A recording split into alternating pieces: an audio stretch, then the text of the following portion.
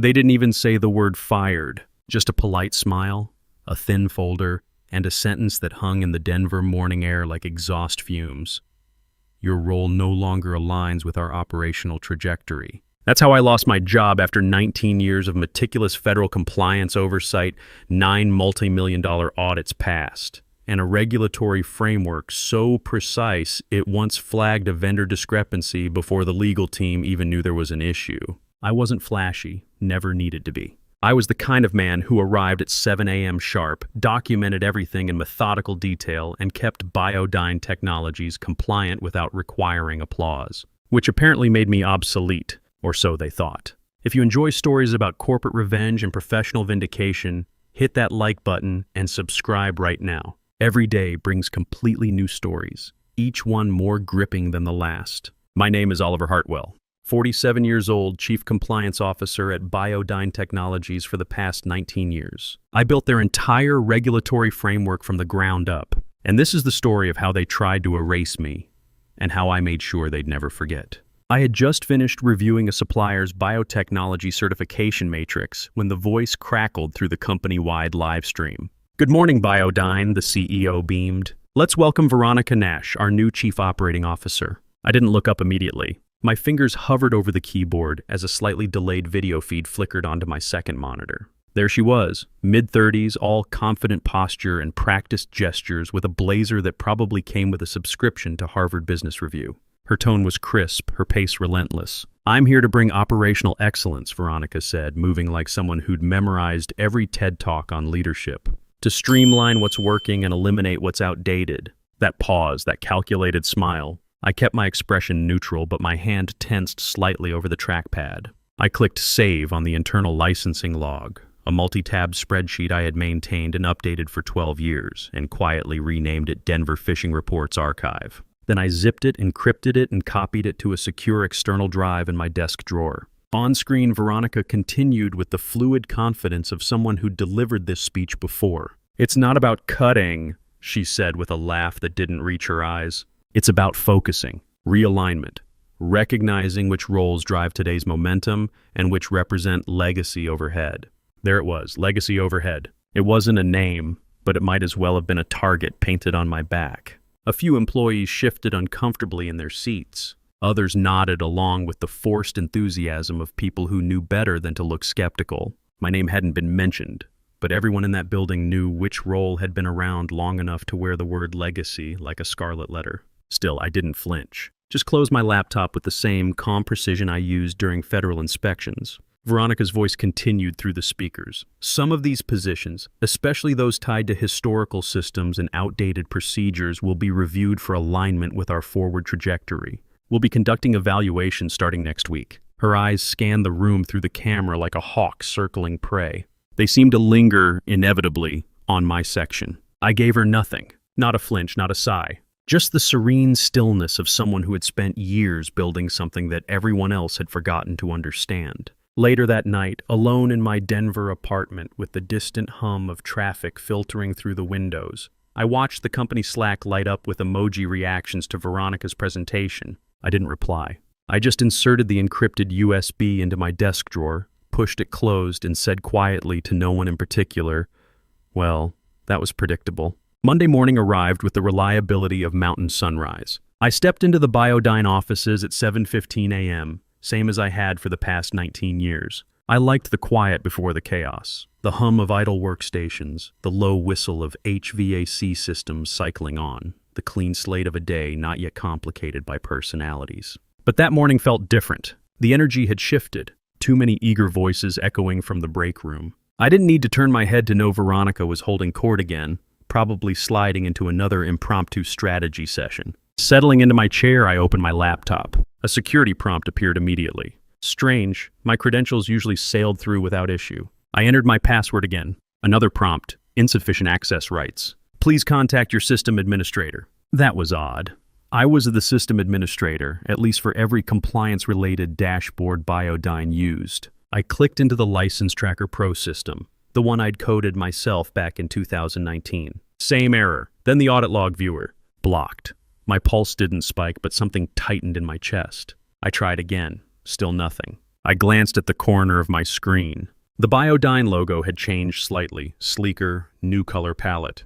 The dashboard interface wasn't mine anymore. It wasn't even built on my framework. Someone had overwritten my entire system architecture. I stood up and walked down the hall to the IT cubicles. Shane, the lead technician, a kid who still called me Mister. Hartwell, despite 3 years of working together, looked up with visible anxiety. Shane, did the company roll out a new compliance suite over the weekend? The kid hesitated. We just installed a patch. Veronica's team requested it. They said the old system was legacy, and that access would be reassigned. I thought you were looped in. I wasn't, I said, my tone flat as Denver pavement. Who manages permissions now? Shane shifted uncomfortably. I think it's routed through HR. I walked straight back to my office and called Human Resources. After 3 transfers, someone finally picked up. Hi, this is Andrea with HR, came a young, practiced voice. How can I help you? My system access has been revoked without notification. What's going on? Andrea paused, the kind of pause that meant she was reading from a script. That's part of our new operational structure. Some access levels are under review during departmental realignment. Please direct any system-related concerns to your direct supervisor. You're telling me I lost access to federal compliance dashboards without documentation or internal notice? I'm just relaying the update, Andrea said, her voice a fraction colder. I ended the call, set the receiver down slowly, and stared at my blank desktop screen. It didn't feel like oversight. It felt surgical. I'd spent years building this infrastructure, linking expiration protocols, federal audit pathways, embedded tracking fields, and now I was being cut out of it like I'd never existed. I opened a secure browser and logged into the National Licensing Portal using my personal biometric token. I navigated to the authority chain page, where every company license that touched federal regulation was listed. One by one, I verified the records. FDA, Device Compliance Bundle, authorized. Oliver Hartwell Health Tech Certification Authority, authorized. Oliver Hartwell Biosecurity Handling Clearance, authorized. Oliver Hartwell. They hadn't transferred anything. All 47 active licenses were still under my name. I leaned back in my chair. Every shipment, every regulatory audit, every data pathway, all of it still tied to me. That's when I opened my personnel contract. I hadn't looked at it in years. I scrolled past the boilerplate benefits and arbitration clauses until I hit Section 12C. I had written it myself 8 years ago when Biodyne first entered regulated biotechnology territory. Back then it was a defensive clause. Now it was a loaded weapon. Section 12C, in the event of involuntary termination, any certifications, clearances, or licenses sponsored by the company and held by the employee shall be considered void, and the employee may initiate formal revocation with governing entities within federal compliance guidelines. It was airtight. I didn't need permission. I had the legal right to rescind the very authority Biodyne depended on, and from the look of it, they had no idea. I saved a PDF copy, highlighted Section 12C, and uploaded it to a private encrypted folder labeled Contingency Protocol, Initiate if Terminated. Outside my office window, Veronica was mid-presentation again, gesturing enthusiastically to a group of junior analysts. They laughed at something I couldn't hear. Probably another joke about streamlining outdated systems. I stirred my coffee. The bitterness felt appropriate. She thinks I'm just background noise, I thought. But the system still breathes in my name. And soon it wouldn't breathe at all. The calendar invite called it a realignment discussion. That's how they phrased it, like it was a strategic planning session instead of a corporate restructuring in disguise. I read the email twice, then a third time. Mandatory attendance, 15-minute slots, one-on-one with Veronica Nash. No HR representative listed, no agenda attached, no bullet points. Just an upbeat line at the bottom, an opportunity to align your expertise with our momentum. By mid-morning, the conference room had been transformed into a startup therapy den. Beanbag chairs, laminated motivational posters, even bowls of trail mix arranged on side tables. People trickled out of their sessions, whispering to each other in bright-eyed tones. "Veronica said I'm future executive material," gushed one of the junior analysts. She loved my initiative on that workflow optimization project. The intern who once asked if OSHA was a type of software platform practically skipped down the hallway. I watched from my desk, unmoved. I checked the schedule posted outside the meeting room. My name wasn't listed.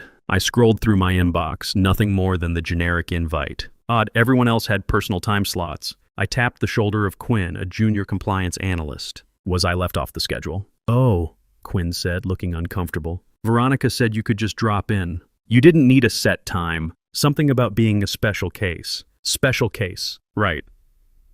I waited until just after 2:40 p.m. when the hallway buzz had dimmed and the room had cleared. I stepped inside. Veronica sat alone at the head of the table, fingers drumming on a closed laptop, sleeves perfectly rolled to mid-forearm like someone ready to perform surgery on inefficiency. "Oliver," she said with the practiced warmth of a LinkedIn influencer. "Come in, I didn't sit." There was no chair offered, just her and the monitor behind her displaying a slide titled Q3 Organizational Flow, Draft V. 2. She leaned back smiling. "Let's talk about alignment. You've been with us, nearly 2 decades? 19 years, I replied, hands clasped calmly behind my back. Right, incredible institutional knowledge. That's valuable. But we're evolving fast, leaner, more agile. I didn't respond. "So I've heard." Veronica clicked into a spreadsheet on the monitor. It was a breakdown of regulatory license holders. Each row listed a system, an expiry date, and a current point of contact. I saw my own name in row after row, but it had been struck through in red. Next to each entry, Kyle Rodriguez pending transfer. I blinked once. "He doesn't hold any certifications yet." "He will," Veronica said smoothly. "We're investing in people, Oliver. Growth mindset, potential over pedigree. He's not qualified to log into the federal credentialing portal." "He's learning," she replied. "Besides, we're decentralizing the old bottleneck model. It's not scalable." "Licensing authority isn't a bottleneck," I said evenly. "It's a legal gateway. A federal one." Veronica waved a hand dismissively. "We're streamlining, simplifying, that's the direction." I stared at the screen. My name crossed out like an outdated software license. No discussion, no context, just quietly erased from the chain of trust I had maintained for nearly 2 decades. Veronica smiled again. "I appreciate you coming in. We'll follow up." I gave a tight nod. I didn't ask questions, didn't raise my voice. I turned and walked out of the room. As I stepped into the hallway, I saw 3 team members clustered around printed job summaries. Everyone seemed to have a revised role description. Everyone but me. Riley stood near the end of the corridor, holding a clipboard and avoiding eye contact. She gave me a brief, guilty glance, like someone who'd witnessed an accident but didn't call for help. Back at my desk, I logged into my email, opened a blank draft, and typed only one line. They're not just removing me. They're rewriting the system to pretend I was never part of it. I saved it unsent, closed my laptop, and sat in silence. Not defeated, just aware. Isolated, yes, but far from done. The email came in at 8:07 a.m. Subject line, operational support assignment. No greeting, no context. Just a short directive. Effective immediately, you will assist with inventory reorganization in Archive Wing B. Please coordinate with facilities lead Mark Torres for details. I stared at the screen for a full minute. For 19 years, I had written licensing policy, drafted federal audit responses, and maintained the company's regulatory lifeline. Now they wanted me to organize storage rooms. The archive wing was exactly as I remembered it. Dusty, fluorescent lit, forgotten. I stepped inside to find rows of unlabeled boxes, broken shelving units, and a cracked whiteboard that read Q2 Deep Clean Initiative in faded marker. Mark, the facilities lead, offered me a clipboard and an apologetic nod, but no explanation. "Just stack by product type, not by supplier," he said. I said nothing, rolled up my sleeves, and got to work. The silence in that room was louder than any insult. By 10:30, I returned to my floor. As I passed the break room, I overheard 2 junior analysts laughing over a printed copy of an old compliance flow chart, the same one I had created 3 years ago. "This thing has color codes like a preschool poster," one of them joked. "He manually timestamps each entry," the other added. "Does he not know automation exists?" They weren't whispering. They weren't even trying to hide it. I walked past them, expression unchanged, but inside something shifted, a quiet, sharp detachment, like a door slowly closing. Back at my desk, I noticed Kyle hovering by the printer. My printer. Kyle looked up, gave me a polite, vague smile, then went back to collecting a freshly printed training packet titled Q3 Licensing Workflow Transition Plan, Draft VI. 3. Underneath, in bold, provisional owner Kyle Rodriguez. I didn't say a word. I just returned to my chair and opened my email. That's when I saw the sticky note. It had been slipped under my keyboard, small, yellow, folded twice. Just a few words in familiar handwriting. "Riley, they're planning to remove your name from all systems this week. Veronica's pushing it through Friday. HR's prepping paperwork. Watch your back." My jaw tightened. I reread it once, twice, then tucked it quietly into my coat pocket. I opened the internal regulatory dashboard, still locked, but accessed the public registry interface from my private terminal. My name was still listed as primary license holder on all 47 certifications. Still valid, still active. Still the spine of the entire operation, but not for long. At 12:42 p.m., my phone pinged with a Slack notification. Q3 delegation plan. Comments requested. Inside, I found my name again, struck through in red, replaced by Kyle Rodriguez, pending credential update. That was it, the moment my silence ended. I stood, walked calmly to the small kitchenette, poured myself half a cup of stale coffee, and stared out the narrow office window. Below, Denver kept moving. Delivery trucks, pedestrians, people with clear purposes. I returned to my desk, opened my encrypted folder labeled Contingency Protocol, and highlighted one document. Contract_Oliver_Hartwell. PDF. Scrolling to the bottom, I reread Section 12C, the clause I had drafted, reviewed, and fought to insert back when Biodyne first entered the biotech space. The clause that allowed a terminated employee to rescind all company-sponsored certifications held in their name. But what I didn't know was that my quiet act of defiance was about to trigger something far bigger than I imagined. I clicked print. The printer behind me hummed to life. Then I picked up my phone and searched my contacts. Found the notary office I had used twice before, once during an FDA expansion, once during a high-risk vendor audit. Notary Public, Monroe and 8th. How can I help you? I need to notarize a federal licensing revocation, I said. My voice was calm, precise. We can do that. Tomorrow morning work for you? 10 o'clock? Booked. I ended the call, closed the file, and locked the printed document in my desk drawer. Then I grabbed a blank sticky note and wrote 5 words in neat block letters. They think I won't move. I pressed it to the underside of my monitor, out of view. Soon the whole building would feel the earthquake. I sat alone in my glass-walled office, the Denver skyline still wrapped in morning mist. My fingers hovered above the keyboard, then gently touched the printed form before me. Form 44 VLR, Voluntary License Relinquishment. Biodyne's legal department had sent it 3 days ago, and for 3 days I had studied every line like it was a battlefield map. At the bottom of the page, my signature had already been inked, notarized, valid, but not submitted. That was the difference. On the surface, it looked like a resignation, a quiet withdrawal. But I knew what Section 12C meant. I had written it myself 6 years ago, buried in the sub-architecture of the license management system.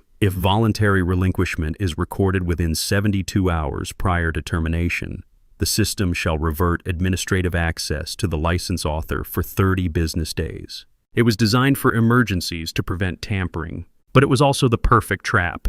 My office phone buzzed. HR has scheduled a meeting for 11 a.m. in conference room C, the assistant said flatly. No pretext, no apologies. Just the next move on their part. I closed the file on my screen, stood up, and placed the signed form into a thin leather portfolio. My expression remained neutral, almost serene. Every move was now part of a script I had written in silence. As I walked down the corridor, I could feel the glances, curious, pitying. Some avoided my eyes, others offered weak, silent nods. I returned none of it. My footsteps clicked softly against the polished floors, punctuating a countdown only I could hear. The conference room door was already ajar. Inside, 3 people waited. The HR director, a junior associate, and a man in a tailored suit I recognized from legal. The HR director cleared her throat. Due to structural realignments and ongoing efficiency initiatives, your position is being dissolved effective immediately. She smiled tightly as if expecting a fight. I blinked slowly.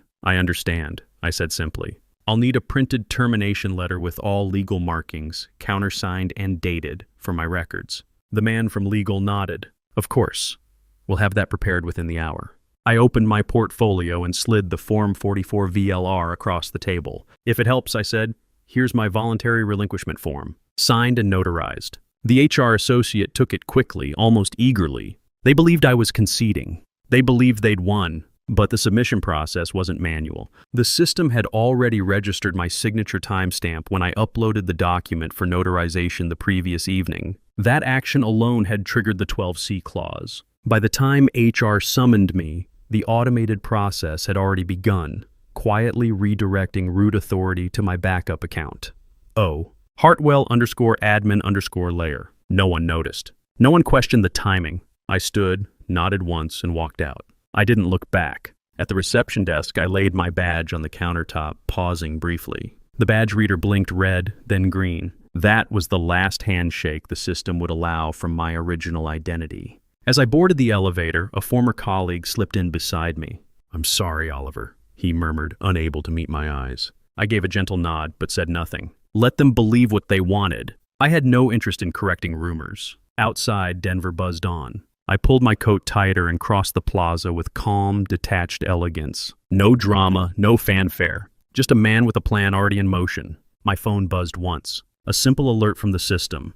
Admin override activated. I slipped the phone back into my coat pocket, my lips forming the faintest smile. Back in the server room, deep within the core architecture, a silent shift had taken place. The dashboard that once listed me as former license manager now labeled a new operator, admin layer O. Hartwell, 30 business days of sole control. That's what they had gifted me by trying to cut me out. They thought they'd removed me from power, but all they did was pull the trigger I'd left waiting, and it had already fired. At 7:13 p.m., the submission was logged. I didn't stare at this confirmation email when it arrived. I read it once, quietly, with the same expression I'd used to read a weather forecast. The subject line was sterile. License revocation request accepted. File number 44VLR 2024-10.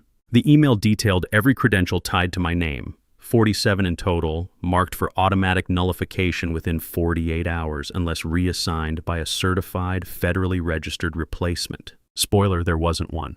I closed my laptop, poured myself a glass of mineral water, and sat by the window of my apartment. Outside, Denver blurred into itself. Cars sliding through traffic lights, people clutching takeout containers. Nothing unusual, but in 3 systems across 3 federal agencies, something very unusual had already begun. The revocation timer had started ticking. Back at Biodyne, Veronica was still in the office, leading a whiteboard session titled Reimagining Compliance, Scalable Trust in a Lean Environment. 5 junior staffers nodded along, most of them too young to have ever worked through a real audit. Kyle presented his first draft of the new licensing workflow. Veronica beamed like a coach watching a rookie sink a free throw. "This is exactly the kind of initiative we need," she said, gesturing toward a flowchart Kyle had drawn in bright teal. Initiate, delegate, report, validate, certify. No one asked who had the legal authority to perform the last step. Meanwhile, I reopened my encrypted folder. Inside, I kept a private tracker, just a simple Excel sheet titled Countdown Dashboard with 3 columns.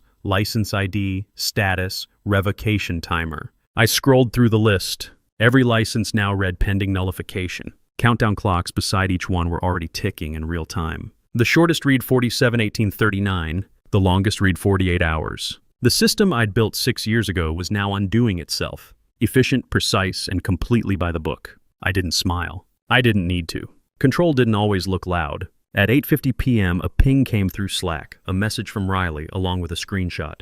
It was from Veronica's private channel with the legal team. Should we prep license reassignment docs for FDA-facing clients, or will the portal auto-update once Oliver is out?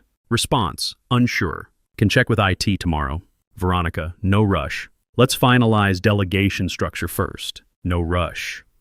I stared at those words, then reached for my tea, now lukewarm, and took a sip. Let her finalize. Let her tinker and tweak and rename. The structure she was building had no legal spine. By 10:20 p.m., I received the second confirmation, this time from the National Regulatory Credentialing Board. Federal certification IDs have been flagged for rescission. Visibility for reapplication restricted to authorized agents only. In simpler terms, anyone who tried to take over my certifications now had to start from scratch and go through a weeks-long registration, training, and approval process. The portals had no shortcuts, no overrides, no just update the contact info button. I shut my laptop for the final time that night. Outside, the hum of late traffic softened into quiet. The world didn't notice what had been set in motion. But inside Biodyne's walls, though they didn't know it yet, something fundamental had already been removed. The lights were still on, but the generator had been unplugged. Veronica, for her part, was in the middle of drafting a Q4 update for the executive team. Her subject line read, Compliance Optimization Phase 1, near completion. She typed the closing paragraph with pride. We are on track to fully restructure compliance management by month's end. Redundancies are being eliminated, and new ownership protocols are in development. She hit send, sat back, and cracked her knuckles. She had no idea the licenses she was planning to reassign were now booby-trapped timers, counting down in silence, each one tied to a system that refused to function without federally confirmed oversight. The clock wasn't just ticking, it had already started burning. And I wasn't watching for smoke. I had lit the match. It started with a single email at 8:23 a.m. Procurement flagged an urgent message from SteadMed, a longtime medical partner responsible for distributing Biodyne's neural diagnostic devices. Urgent. Shipment order number 417 rejected. Certification ID CN2231 invalid. Delivery cannot be processed without valid compliance registration. Please advise immediately. Kyle stared at the screen, blinking. That's one of ours, right? He muttered, pulling up the dashboard Veronica's team had redesigned. All indicators were green as of last week. He forwarded the message to Veronica and added a note. Possible mismatch with updated license records. Veronica, still in her usual morning Zoom with operations, didn't read it right away. But by 9:10, 3 more alerts came in, 2 from vendors, 1 from an internal production manager. Compliance signature mismatch. System cannot validate certifying officer. Error code 470 license orphaned. Finally, Veronica appeared in the compliance Slack thread. Just update the license holder to Kyle. That should solve it. Kyle tried. The edit failed. Error. Authorization restricted. Certifying officer not eligible. They tried again, this time with a forced override script. Rejected. System status revoked. No valid replacement found. In the conference room, tension began to spread. Veronica paced, arms folded. It has to be a glitch, she insisted. Just get someone to escalate it with the credentialing board. One of the junior analysts, Sam, cleared his throat. I checked the federal registry. The cert is no longer assigned to us. It says revoked by officer of record. Veronica blinked. What officer? A silence passed. Kyle's voice was small, Oliver. By 10:45, they were in emergency mode. Operations, compliance, and legal sat crowded around the long meeting table as dashboards flickered in real time. 8 licenses had flipped from pending to suspended. 4 more were now tagged invalid. Vendor syncs were failing. Delivery systems paused mid-queue. Project timelines stalled without anyone authorized to push them forward. Kyle pulled up a folder on his laptop titled Q3 License Delegation Plan and said, with visible hesitation, "We were supposed to finalize this today, but now none of it's legal." Veronica rubbed her temples. Then someone else submits for replacement. Start the process for reauthorization. That's when Riley, who had been quiet up until now, slid a printed report across the table. Her face was pale, her voice even. "I did a full trace on every license Oliver held," she said. "There are 47 of them across 3 categories: medical device regulation, compliance oversight, and export tracking." Veronica flipped through the packet. Riley pointed at the highlighted lines. "No one in this company is currently eligible to register for reissuance," she said. "Not a single employee has cleared all 3 federal certification tiers. But we can fast track, right?" Veronica asked, tone strained. Riley didn't smile. "Federal licenses aren't pizza orders. There's no express lane. It takes 4 to 6 weeks minimum, and that's assuming Kyle passes all 3 exams and completes federal compliance interviews." Silence settled across the room like dust in a blackout. "Then who," Veronica asked slowly, "can sign off on these certifications right now?" Riley didn't flinch. Only Oliver Hartwell. And he just voluntarily revoked every license in his name. Kyle looked down. Sam exhaled audibly. Veronica stood still, jaw clenched, staring at the flickering dashboards as if willing them to reset. They didn't. And outside the conference room, the emails kept coming. At 9:12 a.m., the front desk called up to compliance. "There are 3 inspectors here from the FDA. Scheduled audit. They're asking for your license access portal." Kyle froze mid-sentence. He was halfway through a draft response to a vendor inquiry when the words registered. "Wait, what audit?" Sam, the junior compliance analyst, blinked. "It's the Q3 routine inspection. They do one every year around this time. Someone should have known." "I would have known." Kyle swallowed hard. "Tell them we'll be right down." The first real cracks didn't come with alarms. They came with a gentle knock. By 9:20, the 3 FDA representatives were seated quietly in conference room B. They wore matching navy blazers and neutral expressions. One of them opened a sleek laptop and asked calmly, "Please log us into the credential dashboard. We'd like to review your active certifications and renewal logs before the facility walkthrough." Kyle nodded to Jonas, the IT tech. Jonas entered the login credentials they had set up the previous week under Kyle's new user profile. "Access denied. Error code 70. No authorized certifying officer found. He tried again. Same result. Sam whispered, "Try Veronica's admin override." Jonas hesitated, then typed it in. Access restricted. License authority not validated. Please log in using a registered officer of record. By the time Veronica entered the room at 9:45, things were unraveling. "What's the problem?" she asked, eyeing the silent FDA officials. Kyle kept his voice low. "The portal's rejecting all internal logins. It's asking for an approved officer of record. They revoked Oliver's access. Just override it with a temporary session ID," Veronica snapped. Jonas shook his head. "There's no temp option. It's locked at the federal level. You need verified clearance." "Fine," Veronica muttered. "Use his old credentials." "Just do it." Jonas froze. "That's against protocol." "Just do it," Veronica said sharply. "We need the data open now." At 9:51, Jonas entered my deactivated login into the portal. The screen blinked for a second. It looked like it might work. Then the background went black. A red message flashed. "Unauthorized access detected. User revoked status. Blacklisted. This incident has been reported to NRCS and internal audit systems." Jonas's face went white. "We've triggered a fraud alert." Veronica stood still. "What does that mean?" "It means," Riley said, entering the room at that exact moment, "that we just locked ourselves out permanently." By 10:05 a.m., every compliance portal at Biodyne had entered lockdown protocol.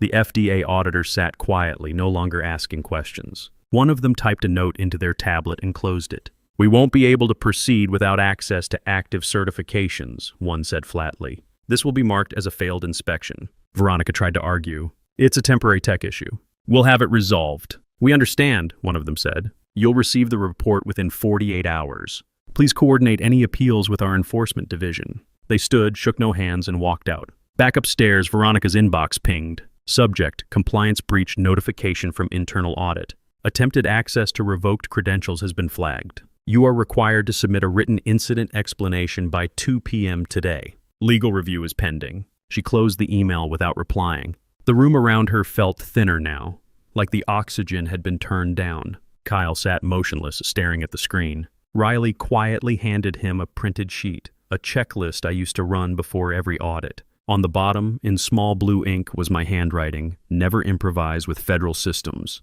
They remember everything." Veronica didn't say a word. She walked into her office, closed the door, and turned off the lights. No alarms rang, no dramatic shouting. But the building knew. The system had snapped shut. Callum Sterling returned to the office like a man stepping into applause. Tan from 3 weeks in Aspen and dressed in a crisp navy polo, he strolled through the front atrium of Biodyne at 8:37 a.m. with the casual confidence of someone who believed the empire had run smoothly without him. He finger-gunned the front desk, winked at a receptionist, and made a comment about finally upgrading the coffee machine. No one laughed. A junior assistant offered a tight smile and handed him a sealed folder. "Legal said to give you this first." Callum raised an eyebrow. "Is this about the audit?" He didn't wait for an answer. Upstairs, the silence was immediate. The kind of quiet that doesn't belong in offices. No clicking keyboards, no hallway chatter, no buzz of meetings in motion. Just stillness. Callum stepped into the executive suite and glanced around. Veronica's office door was open but empty. Kyle stood at the copier, unmoving, a report hanging limply in his hand. Legal's door was closed. Compliance was dark. He walked into the conference room and dropped the folder onto the table. "Get me every department head. Now." By 9:02, the table was full. Operations, compliance, legal, IT, logistics, all looking like they hadn't slept since Friday. Riley sat at the far end, quiet. Veronica took the seat next to her, bags under her eyes, jaw set too tight. Callum didn't sit. He connected his tablet to the screen behind him and opened the internal license dashboard. It took 3 seconds to load, then turned blood red. System status: regulatory failure. Active licenses 0. Certifying officer of record Oliver Hartwell. Status revoked. No replacement registered. Callum scanned the room. "Is this a test system?" No one answered. He looked at Veronica. "What the hell am I looking at?"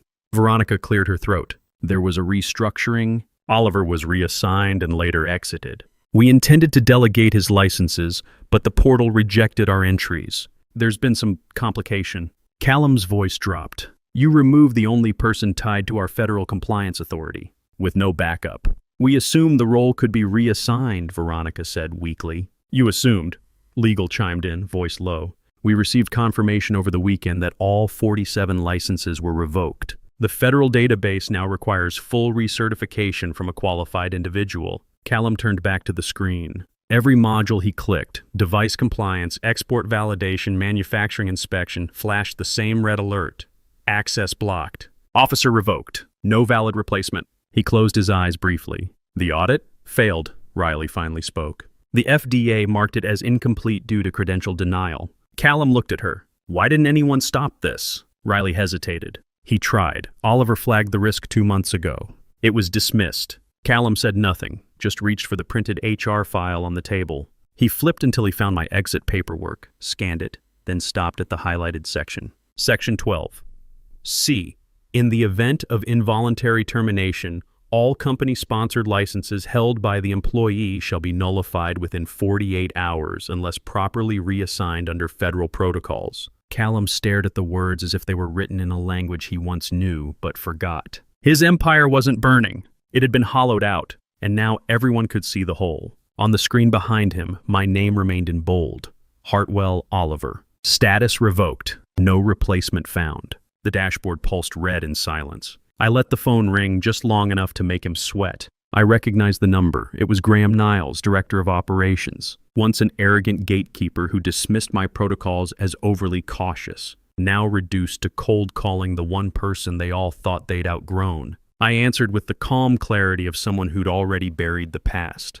This is Oliver. On the other end, Graham hesitated. I could almost hear him swallowing his pride like broken glass. Oliver, it's Graham. Listen, we've run into a situation. The silence on my end said everything. Graham stumbled forward, filling it. Look, we know things ended badly, but we're asking for your help. We need you. I didn't flinch. Just sipped my coffee. Outside, the breeze caught the corner of my curtain, lifting it like a white flag. Graham continued, We got it wrong. You were right. Everyone knows that now. We need someone who can reauthorize the licenses. We're stalled, Oliver. We're bleeding. I let the weight of his words hang. Once, Graham's voice had been loud in every boardroom, dismissing my expertise with smiles that never reached his eyes. Now it trembled like an old apology. I considered responding with anger, with triumph, with some closing line that would make Graham hurt the way they made me feel for months. But instead my voice came soft, even, That's a nice offer. And then I hung up. No threats, no insults. Just a full stop. Back in the boardroom, Graham stared at his phone as if it had betrayed him. Callum, the CEO, looked up from his laptop. Did he agree? Graham didn't answer right away. He shook his head. He's not coming. The room froze. Legal glanced at compliance. Compliance looked toward IT. Veronica buried her face in her hands. No one had a plan B. No one had expected the silent trap I laid to snap so precisely shut. Back in my apartment, I set my phone down beside my espresso. The quiet was complete, not triumphant, just still. My laptop pinged. A message from Nexus Biologics, the new firm that had welcomed me just last week. Subject, Biodyne still flagged FDA audit halted. I smiled, not wide, not smug. Just enough to mean something. I typed one line back to my new CEO, and this is only the beginning. Outside traffic rolled on. Life moved, and I didn't need revenge. I was already on the next chapter. I tapped the final key, then sat back in my chair, exhaling softly. On my screen, the update appeared in crisp black font. Director of Compliance, Nexus Biologics. I didn't add a caption, no announcement, no curated farewell post. Just a simple update to my LinkedIn profile. One sentence, one line of black ink. That was all it took. The moment it went live, my notifications began to blink. Not with likes or comments, but with private messages. Quiet ones, curious ones, respectful ones. Within an hour, 2 major clients of Biodyne posted public statements on their corporate pages. The first came from MedTech Solutions, the second from Precision Instruments. Both cited the same reason for their departure: commitment to certification continuity and long-term regulatory excellence. Neither mentioned Biodyne by name, but both tagged Nexus Biologics. I didn't smile. I simply closed the laptop and turned toward the window. The city stretched beneath me, sun glinting off rooftops, glass catching the last gold of afternoon. In my hand, a half-finished cup of tea. On my lap, a novel I hadn't touched in months. For the first time in weeks, I read more than 2 pages. Then came a vibration. My phone, face down on the table, buzzed once. A message from Riley, "You'll want to see this." Attached was a screenshot from a private Slack channel inside Biodyne, one I had once managed. It was Veronica Nash, the company's COO. Her message was plain, typed at exactly 3:16 p.m. Is there any way to restore Oliver's license privileges temporarily? 8 people had seen it. No one replied. Riley hadn't written anything else. She didn't need to. The silence in that screenshot said everything. I read the message twice, then once more. My tea had gone cold. I set the cup down. I felt satisfied. Not vindictive, just satisfied. I typed a reply to Riley. Inevitable. Thank you. Then I turned off my phone.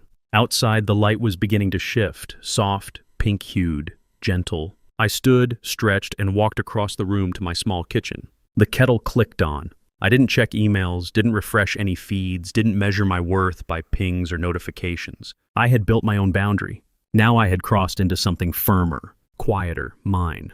The irony wasn't lost on me. A company that once flaunted innovation and independence now sat paralyzed by its own decisions. The same executives who had dismissed my warnings were now caught in the very net they had helped weave. That single Slack message from Veronica was more than desperation. It was confession. I thought of the junior analysts I used to mentor, the late nights spent building a compliance protocol no one thought was glamorous. And now those unseen layers were the only thing holding what was left of the system together. Except I wasn't holding it anymore. I walked back to my chair slowly, not with hesitation, but presence. I opened the window slightly. The Denver air carried hints of mountain pine and street sounds below. I let it in. Somewhere behind me, my laptop blinked with another notification. I didn't look, not tonight. Tonight, I was untethered from expectation, from blame, from even victory. It wasn't about proving them wrong anymore. It was about finally, fully stepping out of the shadow they had cast over my name. My story was no longer being written by them. It was being signed in my own ink. I didn't need a grand finale. No applause, no vindication parade. Just a Tuesday morning with strong coffee, clear skies over Denver, and peace humming through the glass walls of my new corner office at Nexus Biologics. My desk was clean, minimalist. No stacks of old paperwork. No stress relics from a company that once saw me as legacy infrastructure. Just a dual monitor setup, a sleek keyboard, and one sticky note pinned to the edge of the screen, yellow, handwritten, in case they ever forget I was the license. The dashboard on my monitor was glowing green, every section, every compliance vertical. I watched the system hum like a well-fed machine. Medical-grade logistics, pharmaceutical intake reporting, vendor traceability, all operational, all certified, all tied to one name, Oliver Hartwell, Chief Compliance Officer. The difference now? I wasn't fighting to be heard. I was the reason things worked. A soft ping echoed on my secondary screen. An industry update alert. I clicked it lazily, already knowing what it would say. A bold red headline, Biodyne Technologies added to FDA enforcement watch list. I read the first few lines without emotion. Failure to renew critical certification classes. Unregistered oversight. Active vendor flags unresolved. Below that, a smaller note. Former compliance officer Oliver Hartwell assumed executive role at Nexus Biologics 3 weeks prior. I didn't smirk. I didn't gloat. I just took another sip of Colombian roast, no cream, no sugar, and leaned back into my chair. There was a knock at my door. "Boardroom's ready, Oliver," said Camilla, a junior analyst I'd mentored since day 2 at Nexus. Kind, smart, no ego. "Thanks," I nodded, rising with slow, purposeful calm. I grabbed my laptop, tucked a hard copy of the original compliance blueprint under my arm, the one I'd refined for over a decade at Biodyne, and followed Camilla down the hall toward a meeting with Nexus's largest biotech client to date. I remembered when Biodyne used to court that client, use their name in every earnings call like a trophy. And now they'd walked away, chose trust over flash, substance over slogans. Just before stepping into the boardroom, I paused. I thought of Veronica's smirk, of the analysts who called my color-coded charts outdated, of the HR folder handed to me without a conversation, of the morning I was locked out of the system I'd built, of the silence that followed when no one stood up, and then I let it go. I walked in professional, unapologetic. I took my seat at the head of the table, opened my laptop, and began the presentation. Not with a pitch, but with the simple phrase, "Here's what compliance should feel like. Stable, clear, and permanent."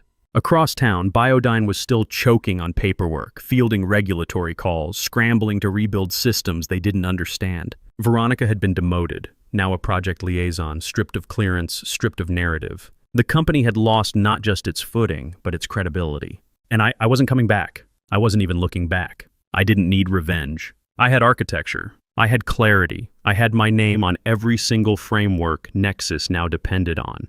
And that sticky note? It stayed pinned. Not for vanity, not for bitterness. Just in case they ever forgot. If you enjoyed this story about corporate comeuppance and professional justice, please like this video and leave a comment letting me know what you think. And if you haven't subscribed yet, hit subscribe and ring that notification bell. Don't pity me. My heart doesn't need your mercy. I can still stand on my own.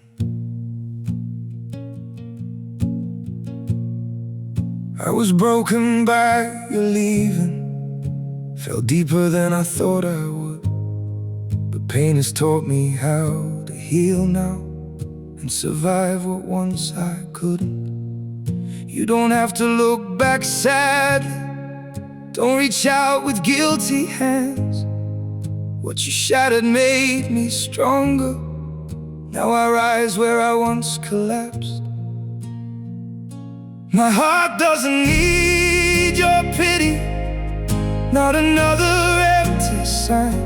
I've got enough strength left within me to rebuild this life of mine. My feet are steady through the sorrow. I can stand through all the pain. You don't have to save me, darling. I'll learn to breathe again. I once begged for your affection. Now I've learned my worth in scars. And the man you left in pieces found his own way through the dark. My heart doesn't need your pity, not another empty sign. I've got enough strength left within me to rebuild this life of mine. My feet are steady through the sorrow. I can stand through all the pain. You don't have to save me, darling. I'll learn to breathe again.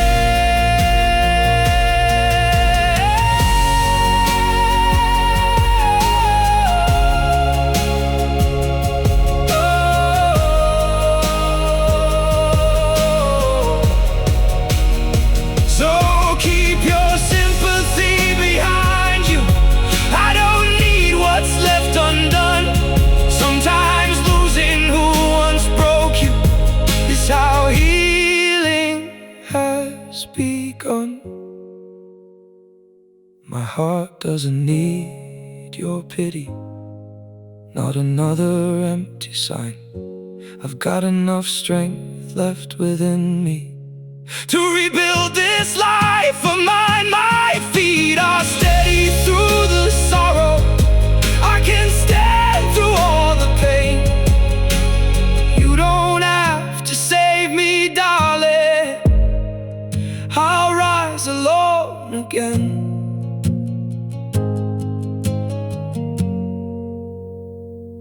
I'll rise alone again.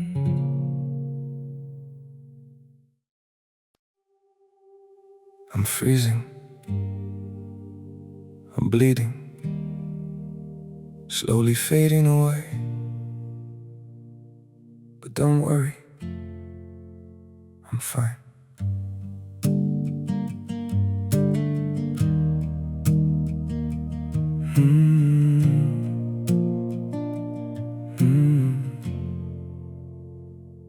The cold has settled in my heartbeat, like winter living in my veins. Every breath feels numb and fragile. Every smile just hides the pain. I'm breaking quietly in silence, falling slow without a sound. Yet I keep saying I'm okay, while my world burns to the ground. I'm frozen here, I'm bleeding slowly, dying piece by piece inside. But I still whisper, it's alright, just to keep you from goodbye. I'm shattered, love, but don't you worry, I'll pretend till my last breath. Even while my soul is fading, I'll say everything's okay. Maybe pain just learned to live here. Maybe sorrow feels like home. So I wear my wounds like armor and survive them all alone. I'm frozen here, I'm bleeding slowly, dying piece by piece inside. But I still whisper, it's alright, just to keep you from goodbye. I'm shattered, love, but don't you worry, I'll pretend till my last breath. Even while my soul is fading, I'll say everything's okay. If you ever see me smiling, no, it's just my last defense. 'Cause sometimes love means hiding how much you're suffering. No, I'm frozen here, I'm bleeding slowly, dying piece by piece inside. But I still whisper, it's alright, just to keep you from goodbye. I'm shattered, love, but don't you worry, I'll pretend till my last breath. Even while my soul is fading, I'll say everything's okay. It's okay.